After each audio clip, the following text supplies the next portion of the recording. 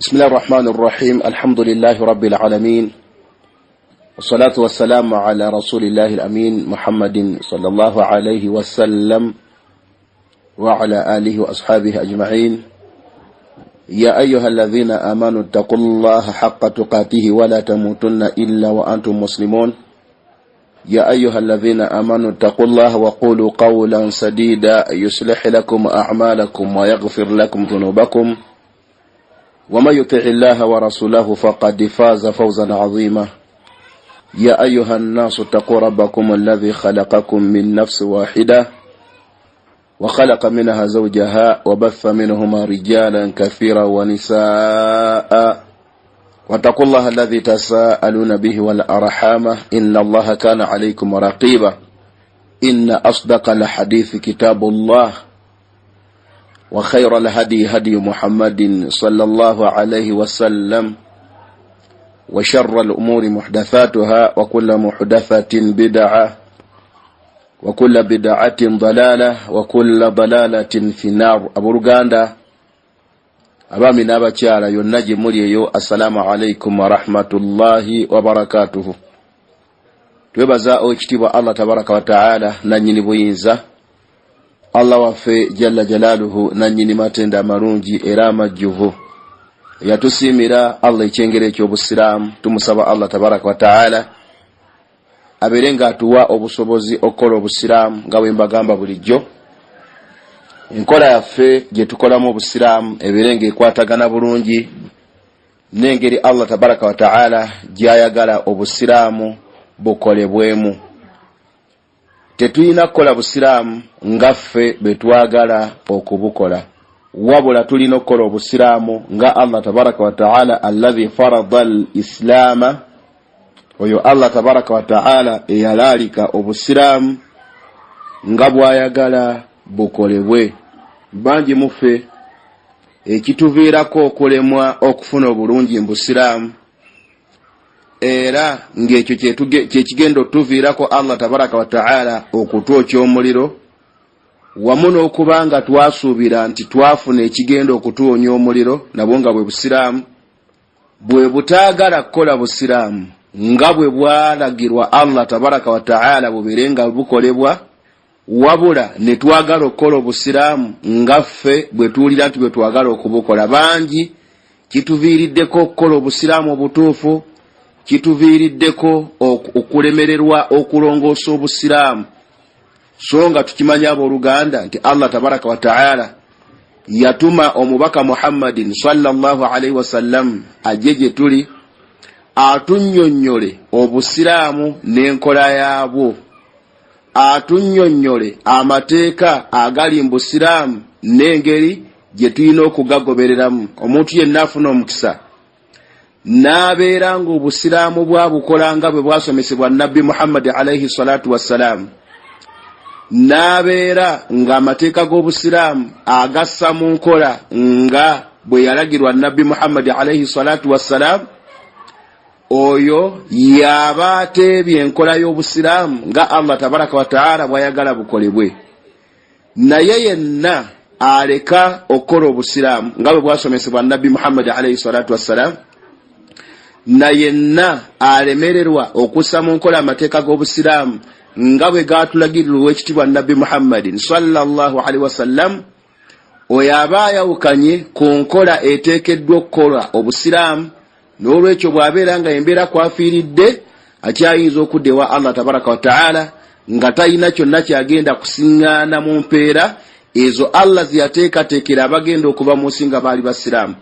Tufeeyo abooluganda nga bwe tusobola okulaba ng'enkola yaffe gye tukolamu obusiramu ekwatagana butereevu ne Allah engeri gy'ayagala obusiramu bukolebwemu.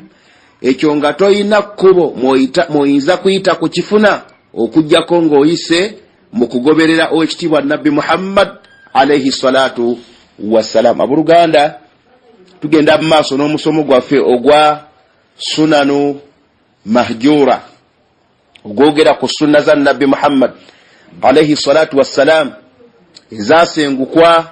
Abooluganda, twabagamba omulundi ogwayita nti fasunanu nabiyya alaihi salatu wassalam idha hujirati fashatil bid'u fi nnasi wa fil mujtama'i. Twagamba abooluganda nti sunna za nabbi Muhammad alayhi salatu wassalam idha hujirat kazitasengukwa nizibeera nga abantu tebakyafaayo kuzikola, fashatil bid'u fi nnas wa fil mujtama'i. Kati bid'at nga zifuna omwaganya nga zisaasaana mu bantu sekinoomu ne society okutwaliza awamu.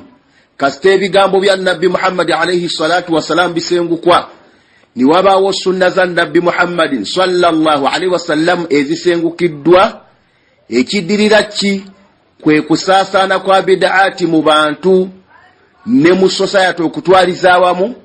Bid'aati ne zisaasaana, abantu ne batandika okuzikolerako, wayaqa'u khalalun azimun lianna saadata innama hiya fi imtithali amri rasulillahi sallallahu alaihi wasallam. Kubanga abooluganda okwesiima kuli mu kuteeka mu nkola ebiragiro bya nabbi Muhammad alayhi salatu wassalam.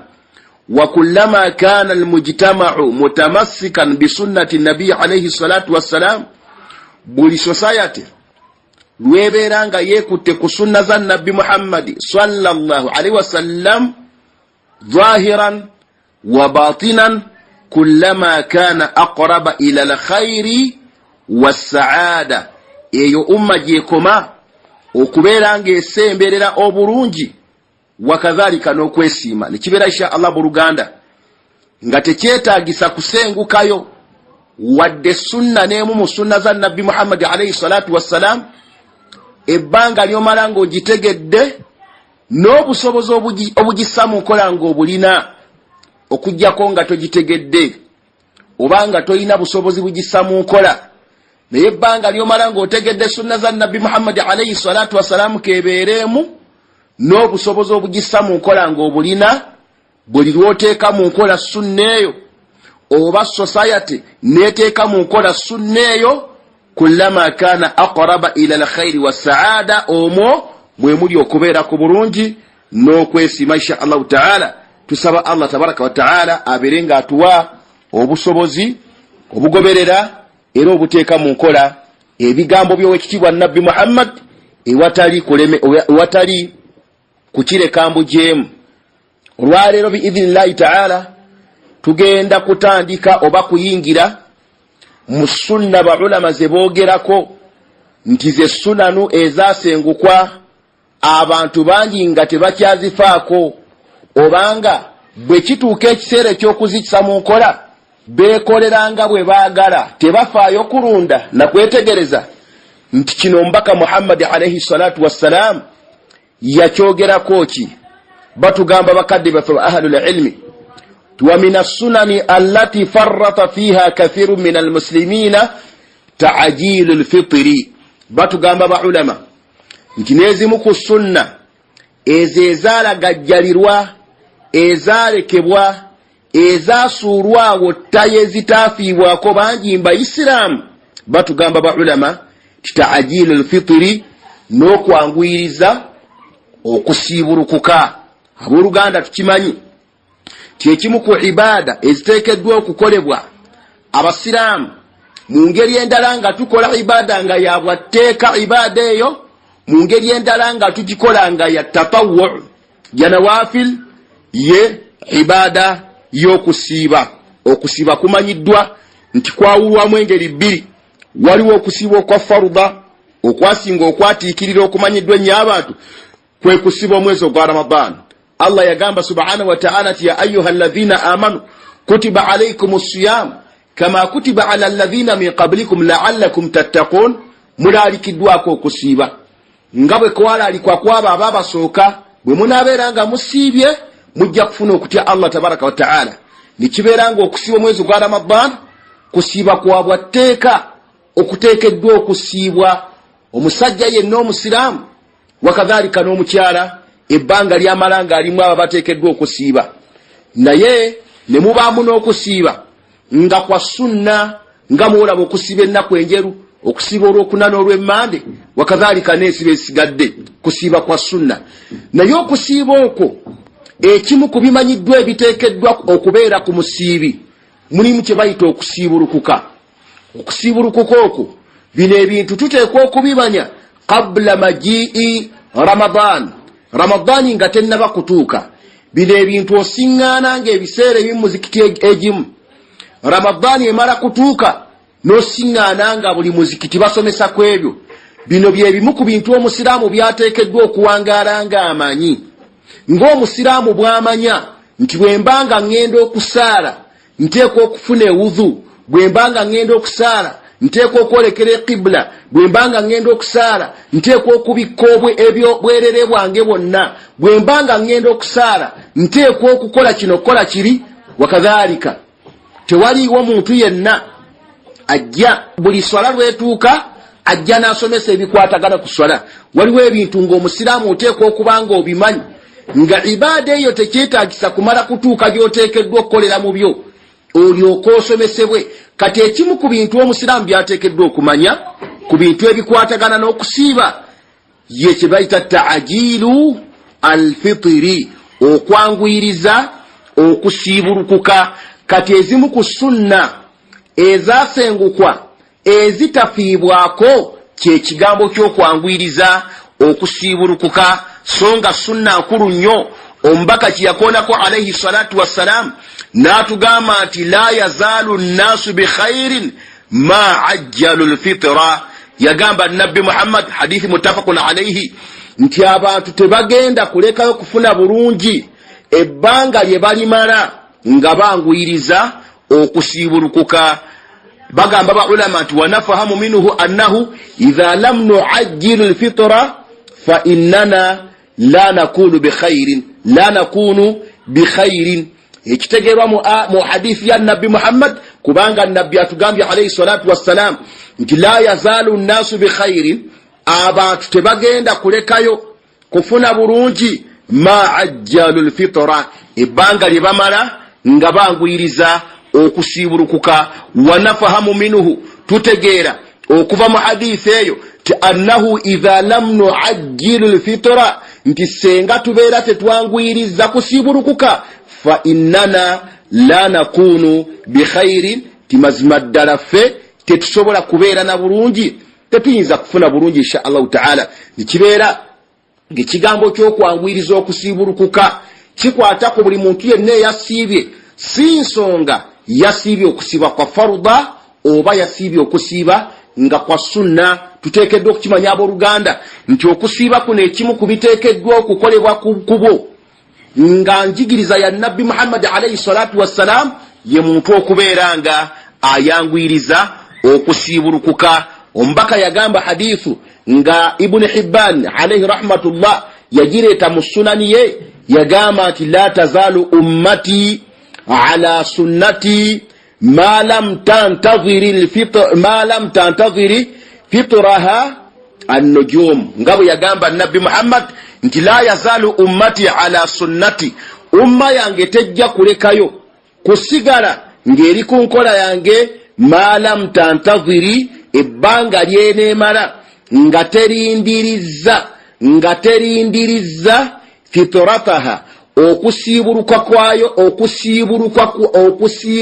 kwayo an-nujuma, amakulu nga tebalinda kumala kulaba ku munyenye. Waliyo abantu bangi abatamanyi nkola eno nga yalowooza nti omuntu okusiibulukuka ayina kumala kulaba nzikiza ng'ekutte n'atuuka n'okulaba ku munyenye. Kakati omuntu yenna alinda okumala okulaba ku munyenye n'alinda obudde okumala okuziba ne bumala okukwata ng'alowooza nti olwo lwasiibye, oyo sunna y'okwanguwa okusiibulukuka aba agisenguse era ayinza okwesiŋŋaana ng'obulungi tabufunye, nga bw'atugambye ow'ekitiibwa nabbi Muhammad alayhi salatu wassalam.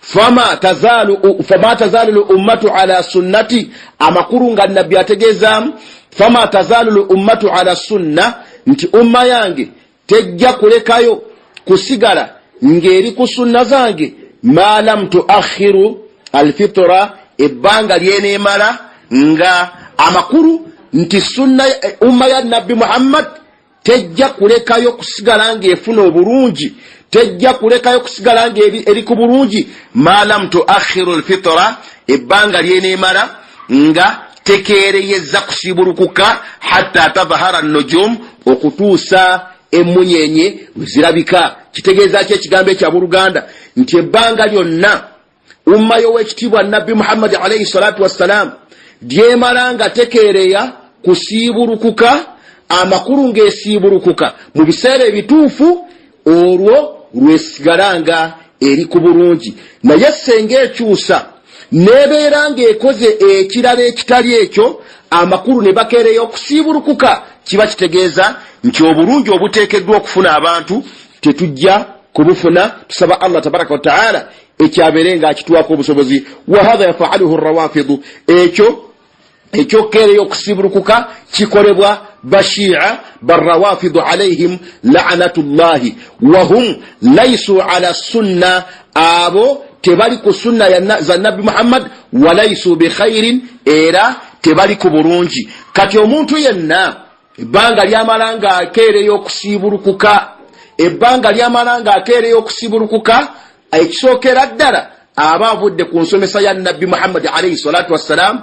Ekyokubiri aba talina bulungi bwagenda kufuna. Ekyokusatu aba yefaananyiriza barrawafida. Tusaba Allah tabaraka wa taala abeere nga atuwa obusobozi abooluganda obutegeera nti ekimu ku bintu ebiteekeddwa okukolebwa omusajja omusiraamu n'omukyalo omusiraamu nga yasiibye mulimu kye bayita ta'jiilu alfitr, okubeera nga ayanguyiriza okusiibulukuka olwo nno lwagenda okufuna obulungi n'okubanga yeekutte ku nsomesa y'owekitiibwa Nabbi Muhammad alayhi salatu wassalam. Imaamu Abu Dawuda ne Ibn Hibban alayhima rahmatullah batugamba nti Nabbi yagamba alayhi salatu wassalam nti la yazalu ddiinu zahiran ma ajjala an-nasu alfitra lianna alyahuda wannaswara yuakhiruna. Mbaka yagamba alayhi salatu wassalam nti la yazalu ddiinu zahiran, eddiini tejja kulekayo kusigala nga erabika, kusigala nga weeri ma ajjala an-nasu alfitra, ebbanga lye bamala abantu nga banguyiriza okusiibulukuka. Lianna alyahuda, olw'ensonga nti abayudaaya wannaswara n'abakristaayo yuakhiruna, bo bakeereya okusiibulukuka. Amakulu ekimu ku bintu ebirekawo eddiini y'obusiraamu nesigala nga weeri, nesigala nga yakitiibwa, nesigala nga emanyibwa nti eddiini y'obusiraamu weeri, ebbanga lye bamala abasiraamu nga senga babadde basiibye banguyiriza okusiibulukuka. Kasita bakeereyo okusiibulukuka, kabonero akalaga nti abantu abo tebakyali mu ddiini insha Allahu taala. Wassunna, ne kibeera ng'ekiri sunna annahu idha gharuba shamsu, kiri nti senga enjuba ebeera nga eguddeyo, enjuba nga egudde, aftara as-saim, omusiibi awo aba ateekeddwa okusiibulukuka. La yantaziru al-adhan, talindirira kumala kulira kukwaziina. Adhana an-naasu, ebbanga abantu lye bamala amakulu, talindirira ku bantu kumala kwaziina. Waliwo abantu abamu ng'atega bw'ati okutu baziinye nga sinabakulira mwaziinyi, baziinye nedda. Omuntu ebbanga ly'omala ng'okakasizza nti enjuba eguddeyo ebuliddeyo, nawakubadde oluusi osobola okusigala ng'okyalaba kire kiri ekimyufu ekigoberera enjuba, gwoba okakatwako insha Allahu taala, kubanga osiibulukuka. La tantaziru al-adhana adhana an-naasu, tolinda kubeera nga olinda okwaziina kw'abantu. Am lam yu'adhinu, amakulu ge tobeerawo kulindirira nti abantu baziinye oba tebannaba kwaziina, wabula kasita insha Allahu taala okakasa nti enjuba ebuliddeyo, ekiri sunna kubeera ng'osibuluka. idha gharabati shamsu faqad aftara as-saim, kathiru min al-muslimina yantaziruna hatta, kasita enjuba egwayo n'okakasa nti enjuba egudde insha Allahu taala, kakati ekiba kiddirira muganda wange mwannyinaze oba oyina kusiibulukuka. So nekibeera nti no idha gharabati shamsu, kasita enjuba ebeera ng'ebuze eguddeyo, faqad aftara as-sa'im omusibi abeera ayina kusibulukuka. Kathiru min almuslimina bangi mbasiramu yantaviruna balindirira hatta yatashahada almuadhdhinu shahadataini okutuusa lwe bawulira omwazinyi ng'agambye nti ashhadu an la ilaha illa allahu wa ashhadu anna muhammadan rasulullah amakuru ng'ayaziina wa hadha jahalun obwo bubeera butamanya laysa fi dini llahi fi shay'in min hadha ekyo ekifaanana bwe kityo tekiina kifo kyonna mu ddiini ya busiraamu. Bal idha gharubat ash-shams wabula enjuba senga emala okugwayo faqad aftara as-sa'im kama qala alayhi salatu wassalam olwo omusibulukusa insha Allah ta'ala aba ayina kusibulukuka nga bwe kyajja mu bigambo bw'ekitiibwa nabbi Muhammad sallallahu alaihi wasallam. Nekibeera abooluganda nga sunna esooka ku sunan baulama ze batuwa abantu abasinga obungi ze batafaako ye sunna y'okwanguwa okusibulukuka. Eyo sunna insha Allah ta'ala nkulu nnyo. Omubaka atugambye alayhi salatu wassalam nti ekisookera ddala abantu tujja genda mu maaso nga tufuna obulungi ebbanga lye tunaamala nga twanguye okusibulukuka. Nabbi n'atugamba alayhi salatu wassalam nti la yazalu ddiinu zahiran, eddiini tejja kulekayo kusigala ng'erabika ebbanga abantu lye banaamala nga banguwa okusibuluka insha Allah ta'ala. Tukitwale nga kikulu, si nsonga wasiibye okusiiba kwa faruda oba wasiibye okusiiba kwa sunna, kasita kibeera insha Allah ta'ala kusibulukuka. Tolinda kumala kulaba ku munyenye wadde okulinda okuwulira omwazinyi, wabula kasita obeera wali insha Allah ta'ala n'okakasa nti enjuba eguddeyo, gwebeera insha Allah ta'ala ng'osibulukuka ojja kufuna obulungi mu maaso ga Allah tabaraka wa ta'ala. Essunna ey'okubiri mu sunna ezikoonwako baulama tizasengukwa abantu bangi tebakyazifaako, batugamba taakhiru bisahuri, taakhiru as-sahur, abantu okukeereya okulya ddaaku. Tulina kitegera abooluganda nti ddaaku oba sahur bikibeera ekyokulya ekiriibwa ng'omuntu yeeteekateekera okusiiba. Ate kye bayita okusibulukuka kitegeeza ekyokulya omuntu kyalya ng'omuntu afundikidde okusiiba kwe. Kati ebintu ebyo buli kimu kyawukana ku kinnaakyo. Bwe tuba nga tulya ddaaku tulagirwa kubeera nga tugikeereya, tugirya mu budde obusembayo wansi eri nga bwe kyajja mu bigambo bya nabbi Muhammad. Ate bwe tubeera nga tusiiba nga tusibulukuka tuba tuteekeddwa okwanguya okusibulukuka. Naye abantu bangi bakyusa n'osiŋŋaana nga ddaaku banguwa okugirya, balya ddaaku ssaawa 8, balya ddaaku ssaawa 9 ogw'ekiro. Ate bw'atuuka okusibulukuka n'asibulukuka essaawa emu oba emu n'ekitundu, oluusi aba basibuluka n'ebbiri. Kati insha Allah ta'ala nti eri sunna esooka nti abantu bakeereya okusibulukuka, okubeera kusenguka. Kakati ate sunna ey'okubiri nti abantu eri sunna kiri sunna okwanguyiriza okusibulukuka, ate kiri sunna okukeereya okulya ddaaku. Kati omuntu yenna buli lwakeereya okusibulukuka oyo aba ayawukanye ku sunna, ate omuntu yenna buli lwayanguyiriza okulya ddaaku olwo aba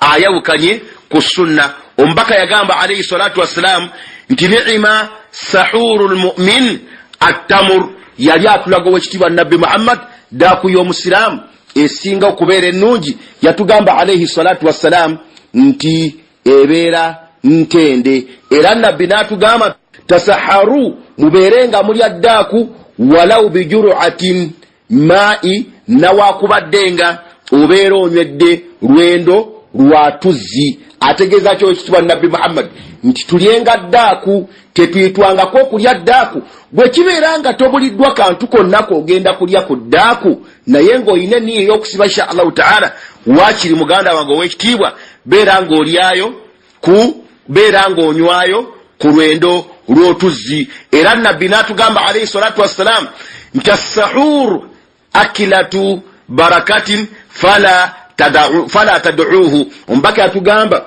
nti ddaaku, yatugamba nti as-sahur nti ddaaku akilatu barakatin kiba kyakulya ekyomukisa fala tad'uuhu kale fala tad'uuhu kale ekyokulya ekyo insha Allah taala temukirekanga amakulu tigwe togambanga bwa nze bwensiba enjala ennuma ayimini bwendya ddaaku enjala ennuma ne bwe sirya enjala ennuma oba bwendya ddaaku enjala tennuma era ne bwe sirya tennuma n'olwekyo sijja kulya nedda nabbi atugamba nti as-sahur ddaaku gy'olabeeyo yagamba nti akilatu barakatin kiba kyakulya kya mukisa ayi fala tatrukuhu temukirekera ddala walau antajraa ahadukum jur'atan min ma'in nawakubadde ng'omu mummwe abeera anywedde lwendo lwa tuzzi fa inna allaha olw'ensonga nti Allah tabaraka wa ta'ala wa malaikatahu ne malaikaze yusalluna ala almutasahhirina Allah tabaraka wa ta'ala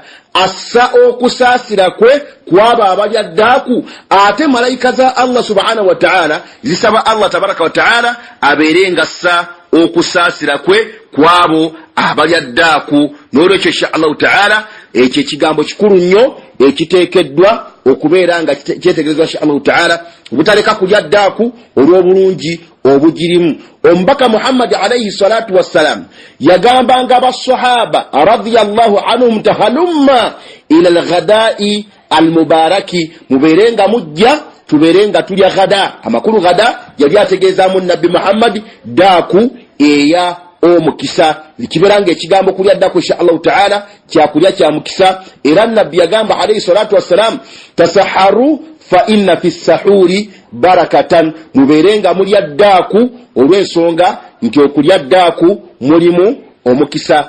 Kiki ekitegeeza nti omuntu akedde amakulu nti ayanguye okulya ddaaku ng'ebiseera mwaliiridde ddaaku si bye ebiseera ebituufu, ng'era bw'abeera nga mwaliiridde abeera asenguse sunna eyo. Batugamba baulama wakana baina al-adhani wa baina as-sahuri qadru 50 aya. Batugamba baulama nti omuntu yenna abeera aliiridde ddaaku mu biseera ebituufu ebiri ku sunna entuufu kwe kubeera nti ebbanga eribeera wakati w'okwaziina kwa subuhi n'okulya ddaaku wakati kati awo omuntu asomerawo aya 50. Amakulu ng'omuntu bw'amala okulya ddaaku akabanga akali makkati kati awo balyoke baziina okwaziina kwa subuhi kusobola okusomerwawo aya za Qur'an okusoma okumakati 50. Kati omuntu yenna alya ddaaku ne wayitawo essaawa emu n'ekitundu baberenga baziina subuhi, ne wayitawo essaawa 2 baberenga baziina subuhi, ne wayitawo essaawa 3 baberenga baziina subuhi, oyo abeera talidde ddaaku eri mateeka ga Busiraamu era eyo sunna abagyawukanyeeko. Fakana nekibeeranga fakana yuakhiru sallallahu alaihi wasallam